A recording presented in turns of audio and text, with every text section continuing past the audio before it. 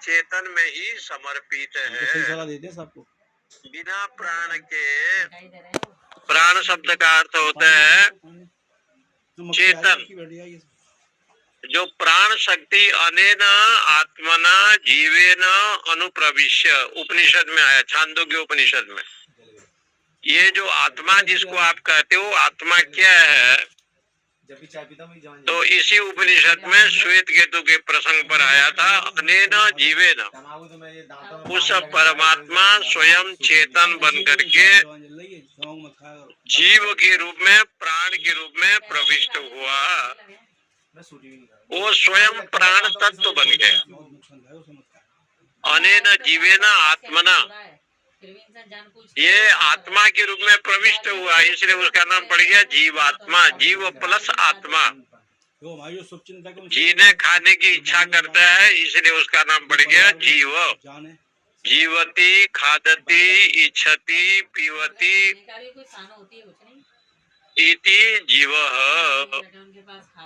क्योंकि वो जीने की इच्छा करता है। 100 साल पूरा भी हो गया तब भी जीने की इच्छा करता है। वो मृत्यु को प्राप्त करना नहीं चाहता, मरना नहीं चाहता। ये सभी की बात है। कोई भी मृत्यु को प्राप्त करना नहीं चाहता, शास्त्र का। इसलिए ऐसे समय आया कि जीने की इच्छा करता है, इसलिए इसको जीव कहते हैं। जीवती, खादती, पीवती, वो पीने की इच्छा करता है, इसलिए जीव प्लस आत्मा, जीवात्मा।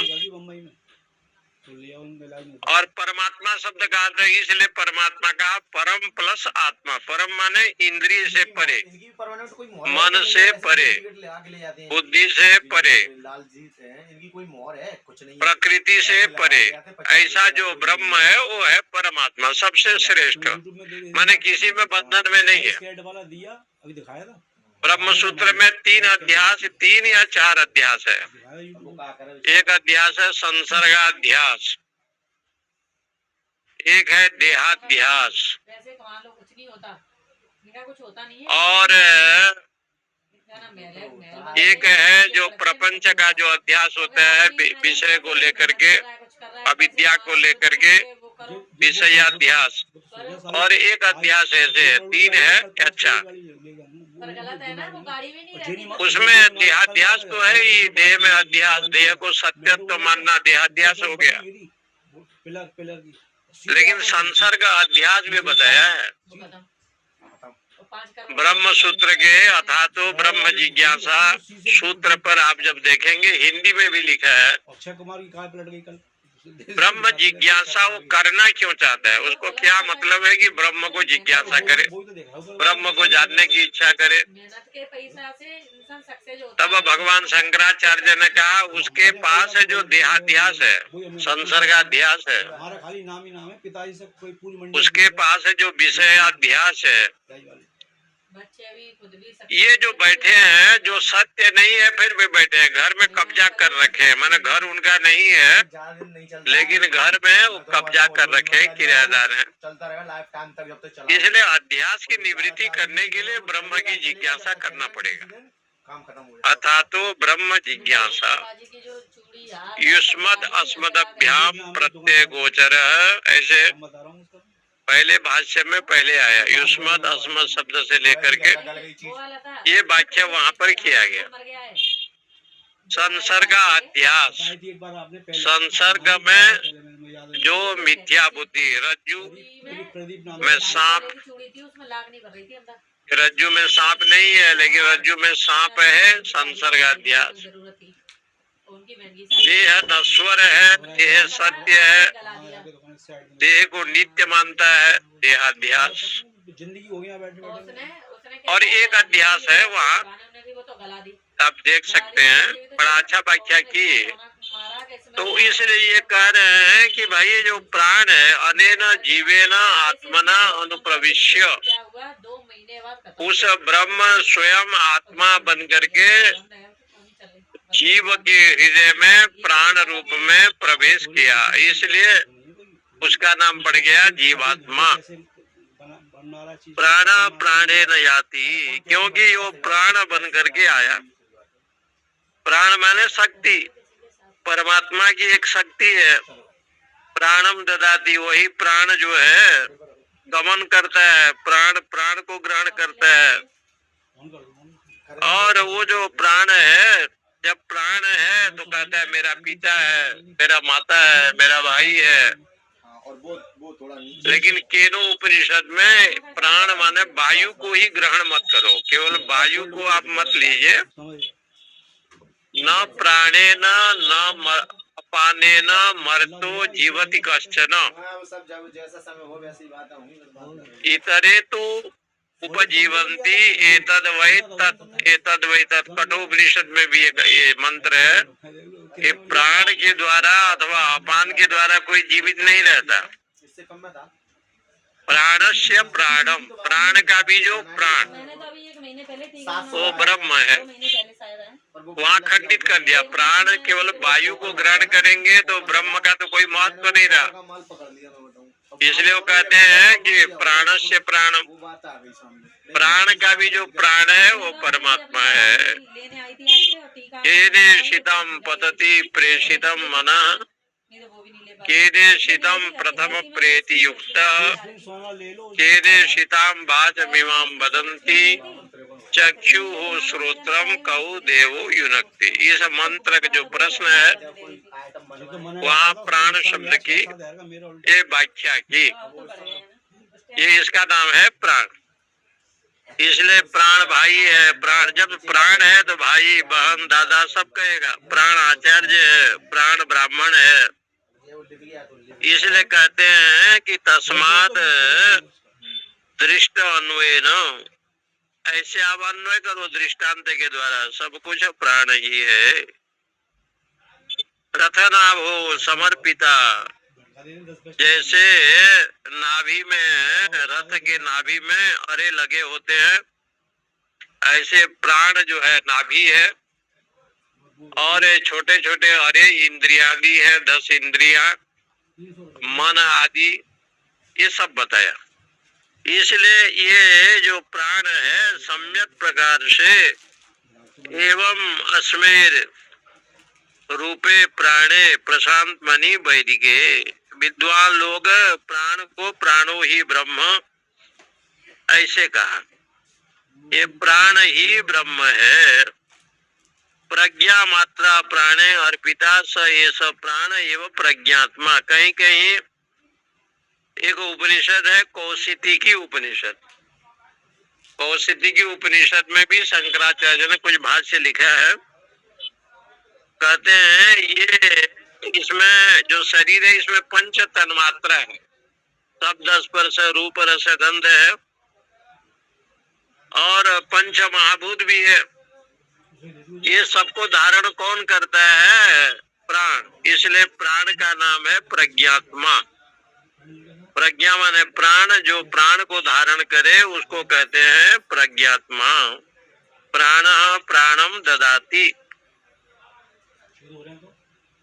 तो यदि पितरम वा मातरम वा भ्रातरम वा स्वसारम वा आचार्यम वा ब्राह्मणम वा किंचिद मृषम इव प्रत्यात धिगतस्तु इव इति एव एनम आहो पितृहाते त्वमसि मातृहा वै त्वमसि भ्रातृद्वा आ वै त्वमसि स्वस्पृहा वै त्वम अस्य आचार्य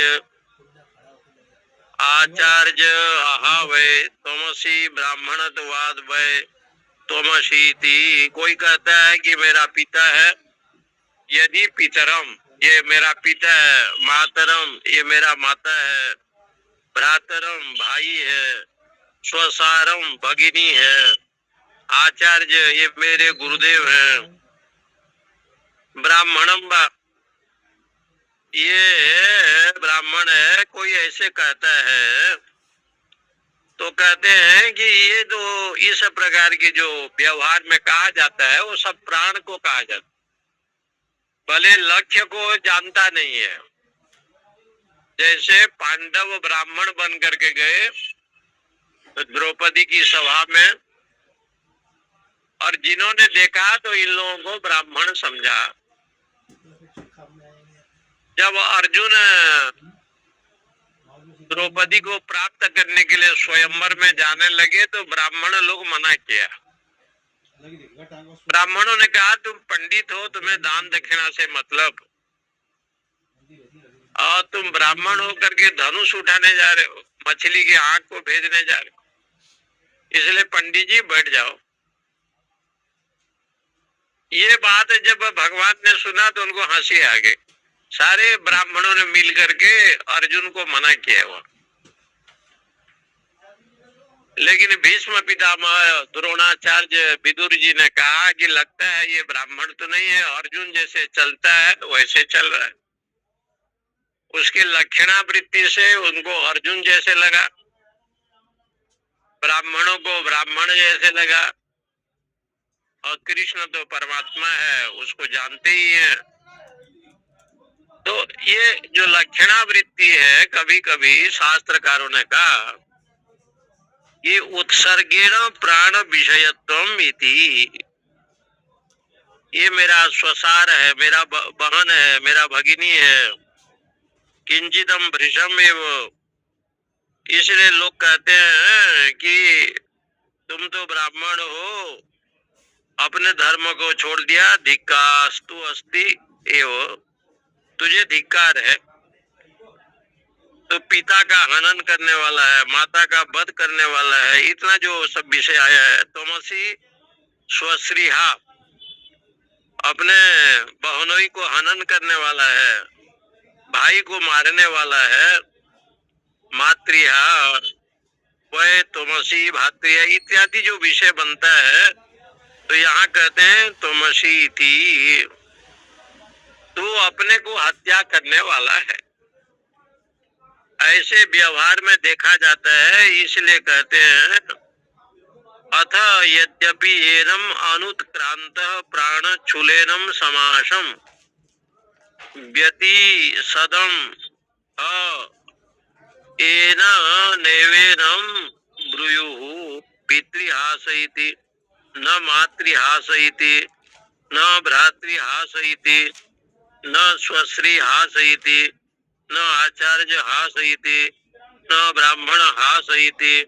इसका मतलब होता है कि जो प्राण को जो है ना उत्क्रमण नहीं करते हैं वो आत्मग्न नहीं होते। न तस्य प्राणा उत्क्रामंती, उपनिषद में एक जगह पर ऐसे आया कि योगी का जो प्राण है ना उत्क्रमण नहीं करते, अपने को छोड़ करके नहीं जाते।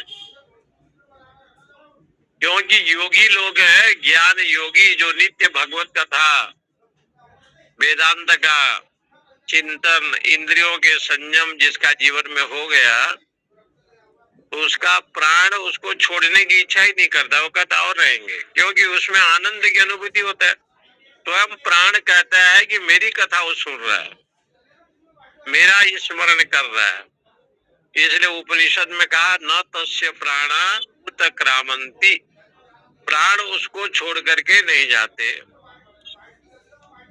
बोले वो क्यों नहीं छोड़ते? यतंत योगिनश्चैनम पश्यन्त्यात्मन्यवस्थितम विमूढ़ा नानुपश्यन्ति पश्यन्ति ज्ञान चेतस। इसमें ये प्रमाण है, योगी के को छोड़ना नहीं चाहता चेतन आत्मा प्राण, और उत्क्रमण भी करना नहीं। उत्क्रमण माने ऊपर उठना जाना, वो आत्मा में स्थित है ना, इसलिए वो कहता है कि भाई उत्क्रामंतम स्थितम भा। यदि शरीर में कोई रोग हो गया, देह में ऊपर नीचे होने लगा अथवा शांति से है, तो कहते हैं भुंजानवा गुणान्वित, वो तो गुण को भोग रहा है ना, सत्व गुण, रजो गुण, तमो गुण, त्रिगुण में विचरण कर रहा है, आत्मा में नहीं। वो आत्मा में नहीं है, आत्मा में तो कोई गुण है ही नहीं। कफवात पित्त कहाँ से आएंगे? कफवात पित्त तो आते ही नहीं है, पंडित जी क्या हाल है? त्रिगुण से रहित हो जाता है। इसलिए वो उनको लिखा न तस्य प्राणा उत्क्रामंती तस्य आत्मज्ञानी न। जो आत्मज्ञानी लोग हैं, योगी लोग हैं, यानी ज्ञान योगी है, उनका प्राण कभी उत्क्रमण नहीं करते। ये कथा आती है। इसलिए वो हमेशा संयत रहता है ना, उसके प्राण जो है कभी अल्प प्राण नहीं होता। प्राण भी संस्कृत में दो प्रकार का है, एक महाप्राण है, एक अल्प प्राण है। बहुत दीर्घ बोलेंगे तो प्राण जो है ना श्वास फूलेगा तो अल्प प्राण हो गया। जैसे उच्चारण के आ, ये अल्प प्राण। महाप्राण आप बिल्कुल उच्चारण करते हैं और स्वल्प में करते हैं तो उसको महाप्राण बताया। ऐसे भी प्राणों की विषय बताया, अल्प प्राण और महाप्राण। लेकिन यहाँ पर ये लिखते हैं कि भाई जो प्राण को भी संयमित करता है, तो कहते हैं कि ऐसे है समासम, समास में व्यति पदम ही एनम एनम मृत्यु ब्रुयु। लोग जब देखते हैं कि ये बहुत दुष्ट है, पितृहा मातृहा भ्रातृहा माना माता पिता को मारने वाला है, आचार्य की बात सुनने वाला नहीं है, ब्रह्मघाती है, तो कहते हैं न आचार्य हासयति न ब्राह्मण हासयति। इसलिए उसको कहते हैं कि जब उसका मृत्यु होता है तो नाना प्रकार के शब्द का प्रयोग करते हैं। ये जब प्राण निकल जाने पर वो कहते हैं ये मातृया है, पितृया है। ऐसे शास्त्र में कहा गया जैसादि प्रकारेण दहन लक्षणम। ये नाना प्रकार के जो उनके विषय को कहते हैं, पितृया है, मातृया है, इस प्रकार से उनकी जो है ना लोग निंदा करते हैं। प्राणो हव एतानि सर्वाणि भवति स वा एष सर्वम् एवं पश्यन् एवं मनवान् एवं विजानन् नातिवादी भवति स चेद प्रियुः अति वादी असित पतिवान अस्मीति ब्रूयात् न अपहन्नीवित। इसलिए वो कहते हैं कि भाई इनके मृत्यु हो जाने पर प्राणो ही एवं एतानि सर्वाणि भवति। प्राण ही सब कुछ है, वही माता है, वही पिता है, वही गुरु है, वही जो है, क्योंकि प्राण को ही सब लोग मानते हैं, देह को नहीं। देह को कोई ऐसे नहीं कहता, बिना प्राण की तो देह की रक्षा नहीं होगी। जैसे तांदु के उपनिषद में ही आया है, यो ज्येष्ठम सश्रेष्ठ। सारे इंद्रियां चले गए, देह बचा रहा। प्राण जब जाने लगे तो सब लोग उत्क्रमण करने लगे।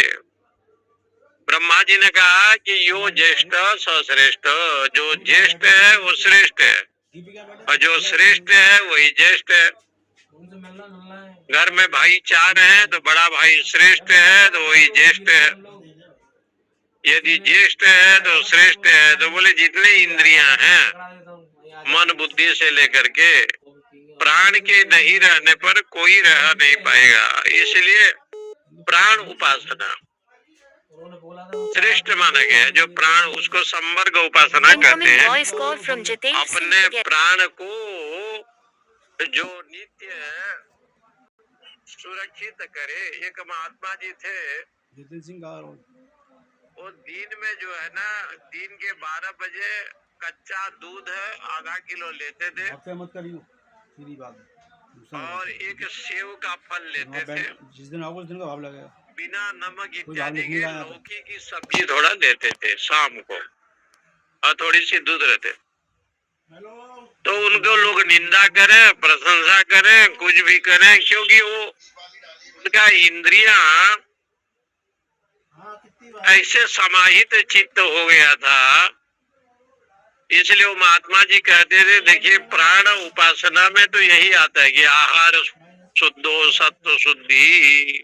पहला लक्षण तो ये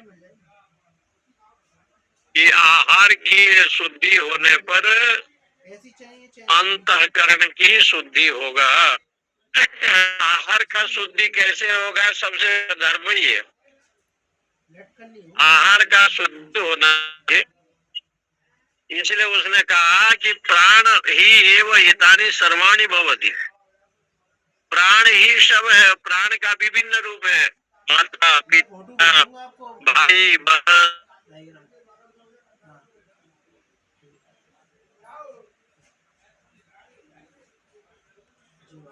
इसलिए मनवान एवं बीजान नातिवादी भवती, ऐसा जो साधक जानता है न अतिवादी भवती, उसको अतिवादी नहीं कहते। अतिवादी का मतलब होता है वो अतिवादी नहीं है। अतिवादी माने बहुत बोलने वाला। क्या बोलने वाला? तो कहते हैं अतिवादी का अर्थ होता है जो सब कुछ बोलता है लेकिन आत्मा को नहीं बोलता, ब्रह्म को नहीं बोलता, भगवान को नहीं बोलता। जैसे पुराणों की कथा में कृष्ण एक है लेकिन एक कृष्ण और था, और ये जो दूसरा कृष्ण था उसका नाम था पौंड्रक। वो भी सुदर्शन चक्र लेकर के चलाता था, और भगवान से जब युद्ध होने लगा तो भगवान ने जब सुदर्शन चक्र चलाया तो उसने भी चला दिया। तो उसका सुदर्शन चक्र तो नकली था, और कृष्ण भगवान ने सुदर्शन चक्र से पौंड्रक का वध किया। लेकिन जो कृष्ण का स्वांग था, जो भी भगवान कृष्ण नाटक करते थे, वो पौंड्रक उसी प्रकार से वो करता था।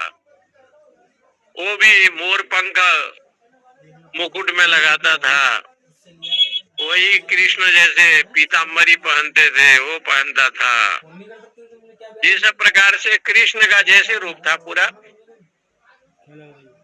और उसी रूप में वो कृष्ण का नाटक पाठ वो करता था।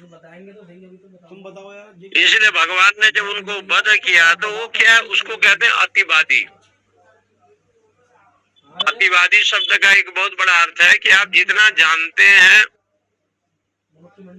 उससे भी ज्यादा बोलते हैं। जो व्यक्ति जितना जानता है उसको उतना ही ज्यादा बोला जाए, ज्यादा कहता है। माने अतिवादी का मतलब अनर्गल प्रलाप, व्यर्थ। न उसमें शास्त्रीय भाषा है, न सत्य भाषा है, न धर्म भाषा है। इसलिए कहते हैं उसको अतिवादी। बीजान न अतिवादी भवती। महाभारत में दिखाया है कि भगवान जब दूत बन करके हस्तिनापुर में आए तो धृतराष्ट्र जी ने कहा कृष्ण को रहने का व्यवस्था दुशासन के घर में किया जाए, वहाँ कृष्ण सुव्यवस्था है, अच्छी प्रकार से रहेंगे। तो वहाँ पर भी भीष्म और विदुर जी ने कहा कि धृतराष्ट्र जी अतिवादी का लक्षण है। जो अखिल ब्रह्मांड नायक है उनको रहने की कोई कमी नहीं है, और वो जिस उद्देश्य से आए हैं वो उद्देश्य की पूर्ति यदि नहीं होगा तो उसको अतिवादी कहते हैं। अतिवादी का मतलब है जो शास्त्र और गुरु नहीं कहते, तद अनुसार जो व्याख्या भिन्न भिन्न व्याख्या लोग करते हैं। और इसलिए यहाँ पर ये कहते हैं तम छेद ब्रुयु अतिवाद्यसी, कि भाई तू अतिवादी है, उसे नहीं छिपाना चाहिए। ब्रुयाद न अपन्वित। अपन्वित का अर्थ होता है तुम बोलो, लेकिन जो भी बोलना है सत्य बोले। सत्य क्या है? आत्मा विधि ब्रुयाद, मैं ही आत्मा हूँ, ये सत्य है। मैं दुखी, मैं रोगी, मैं भोगी, ये तो देह की तल पर है। देह को लेकर के लोग कहते हैं, वास्तविक में आप तो आत्मा है। यत् प्राणम सर्वेश्वरम अहम अस्मि इत्यर्थ। मैं ही आत्मा हूँ ऐसे बोलना ये अतिवादी का लक्षण नहीं है। अपने को अनेक उपाधि से युक्त रखना मैं दुखी, मैं सुखी, मैं रोगी, मैं भोगी, ये मैं शब्द का अर्थ जड़ नहीं है। वहां पर कहने का मतलब ये अहम, अहम शब्द से चेतन को ग्रहण किया जाता है, आत्मा को, जड़ को नहीं। अहम शब्द से यहाँ जो लोग कहते हैं देह को लेकर के, मैं धनी, मैं ज्ञानी, मैं अज्ञानी, मैं विद्वान, ये तो जड़ बुद्धि है ना, जड़ को लेकर के कहा जाता है। जो कुछ है ही नहीं उसको आपने सब कह दिया। लेकिन वहाँ अहम शब्द से, मैं शब्द से जो कहा गया है वो तो अहम आत्मा गुणाकेश सर्वभूताशय स्थितः, मैं ही आत्मा हूँ। अहम शब्द से ये कहा गया। जहाँ भगवान ने गीता जी में कहा तो उसको शंकराचार्य भगवान कहते हैं कि भाई आप विज्ञान के द्वारा शास्त्र का अर्थ को देखें। मनन विज्ञानाभ्याम ही संभूतः, ये भाष्य में लिखा। श्रवण करते करते मनन करें और मनन के द्वारा विज्ञानाभ्याम, और विज्ञान के द्वारा, विज्ञान शब्द का अर्थ उस दिन आया था कि विज्ञान में शास्त्र को जानना ये है ज्ञान, तद अनुसार आचरण ये है विज्ञान।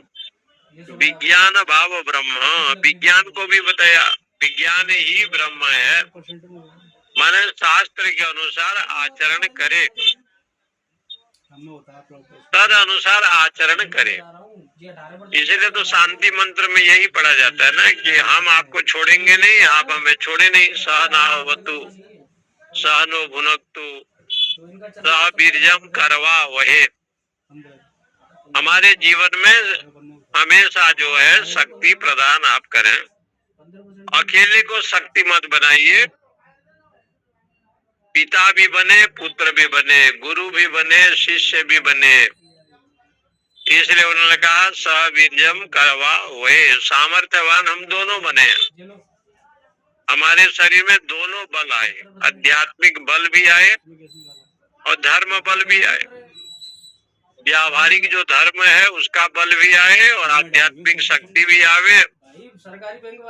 इसलिए उन्होंने कहा कि ब्रूयु ब्रूयात न अपन्नु भी, तो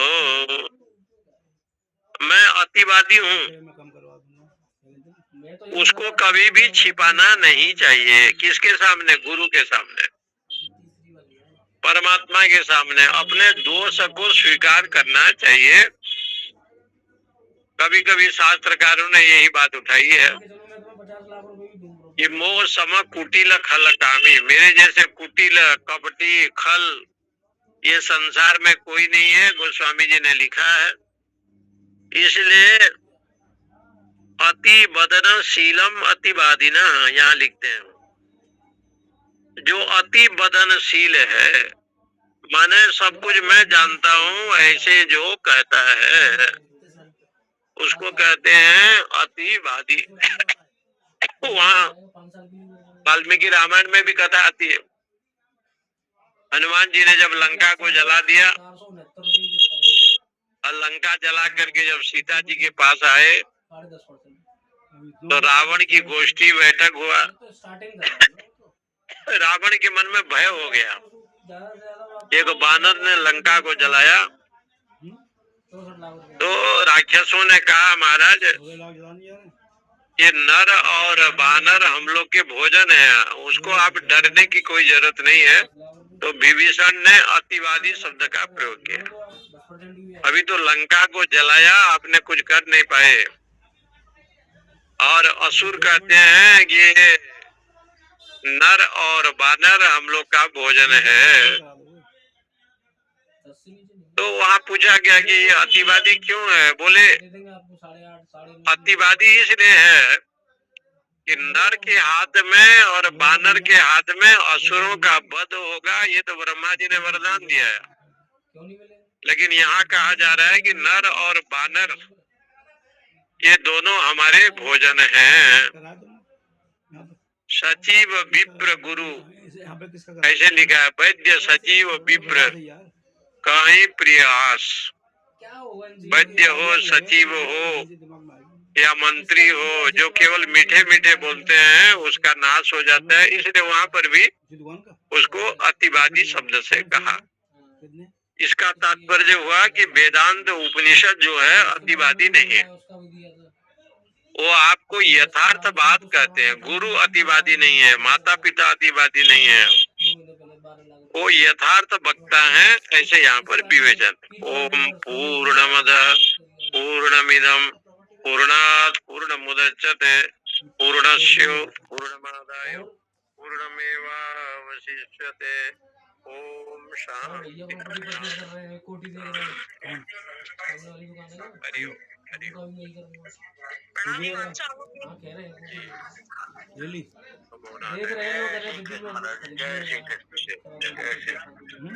1.25 करोड़ रुपए के आसपास बजट हो। जय श्री कृष्ण। सभी को जय श्री कृष्ण। नहीं, अतिवादी के ऊपर जो आप प्राण कह रहे थे ना, महाप्राण और क्या था वो जो प्राण उसको उत्क्रमण नहीं करते, अल्प प्राण महाप्राण, नहीं वो न तस्य प्राणा उत्क्रामंती आया है ना। एक तो वो है कि ज्ञानी के प्राण उत्क्रमण नहीं करते, यही विलीन हो जाते हैं। उत्क्रमण आपने ये कहा है कि उसके प्राण उतने उत्क्रमण नहीं करते, कि वो आत्मा में स्थिति है, प्राण को छोड़ना नहीं चाहते। माने इधर उधर भटकता नहीं है। उत्क्रामंती का मतलब है कि प्राण जो है जब सच्चिदानंद स्वरूप में स्थित है तो ज्ञानी पुरुष भी सच्चिद आनंद में रहता है। हाँ, उसका जो स्वरूप है परमानंद स्वरूप, वो भले उसका देह में रोग आ जाए, कष्ट आ जाए या कोई परिस्थिति हो जाए, परंतु अपने जो स्वरूप है उसको भूलता नहीं है। इसलिए अपने जैसे पूछा सूर्य मेरा नाम तो दूसरे नाम पे हो जाएगी। गंगा जी कैसे भी हो, दूसरे नाम में उसका जो लक्ष्य भूत है समुद्र है, उसको भूलती नहीं है। गंगा जी वो समुद्र की ओर जाती है। ऐसे ज्ञानी का जो होता है ना, ज्ञानी तो आत्मेव में मतम, आत्मा ही मेरा प्राण है। तो मैं उसका मालिक हूँ। इसलिए वो कहते हैं कि वो अतिवादी नहीं है। मेरे नाम से तो वो क्या करेंगे। एक जगह में ये तो पढ़ा था, अतिवादी की आयु का, अतिवादी से आयु कम होती है उसकी। मैं तो बहुत दिनों से कह रहा हूँ लॉजिक अनर्गल प्रलाप करेगा ना, ज्यादा बोलने से भी ज्यादा खाने से। अनर्गल प्रलाप नहीं होना चाहिए। माने वो वेदांत में कहीं आया ना, बाचो बिगलापना। मतलब मैंने पढ़ा था कि उसकी आयु भी कम होती है। शर्मा जी, शर्मा जी, ये मुंडक का जो तीसरा का पहले का चौथा है, प्राणो ऐसा यह सर्वभूतेर विभाति विज्ञानन विद्वान भवते नातिवादी, नातिवादी वहाँ भी आया। अच्छा, वहाँ पर भी अतिवादी आया है। अतिवादी का मतलब ये है कि और यथार्थ वक्ता। हाँ, नहीं मैंने सुशील ये पढ़ा था कि अतिवादी जो होता है उसकी आयु भी कम हो जाती है। मतलब अतिवादी की वजह से उसके प्राण, या तो प्राण शक्ति आयु तो कम होगा, बहुत बोलेगा तो प्राण शक्ति क्षीण होती होगी, क्योंकि वो जितेंद्रिय नहीं है ना, इंद्रिय को जीता नहीं, जितेंद्रिय नहीं है तो उसका। अच्छा, वो ये लिखा है अतिवादी का मतलब इसमें कोई सार वस्तु का ग्रहण वो नहीं करता है। बोलता तो बहुत कुछ है लेकिन लोगों में लगा वो अयथार्थ विषय, असार वस्तु को बोलता है। इसलिए उसको जो है अतिवादी शब्द से कहा गया। जैसे वहां पर आता है ना, वो कालिदास का एक अंगुली दिखाया तो लड़की ने जो है 2 अंगुली दिखाया, कथा यही आती है ना। राजकुमारी ने 1 अंगुली दिखाया तो ये 2 अंगुली, उसको अतिवादी वहां कहा गया। इसलिए कि वो कालिदास को ज्ञान थोड़े है कि 2 अंगुली क्या होता है। ये तो ये समझ रही है कि ब्रह्म सत्यम जगन मिथ्या या एकमेव अद्वितीय। वो 1 मुठा दिखाई तो कालिदास जी ने पूरा मुट्ठी दिखा दी, मुठ्ठा दिखा दिया। तो उसको तो समझ थोड़े है कि ये मुट्ठी का मतलब क्या है, उसका मतलब क्या है। ये सब कथा जो है ना वो भिन्न रूप में है, ये अतिवादी है, स्वयं को बोध नहीं है। साथ में अटैच होकर पकड़ चली जाती है रजिस्ट्री और दूसरे को वो करते हैं। इसलिए अतिवादी शब्द का प्रयोग वहाँ किया गया। उसका बिजनेस ना टेंट वाली दुकान किसकी है? मुझे टेंट वाली ये सामने है। जय श्री कृष्ण। दाई की है? दाई की। हाँ तो दाई की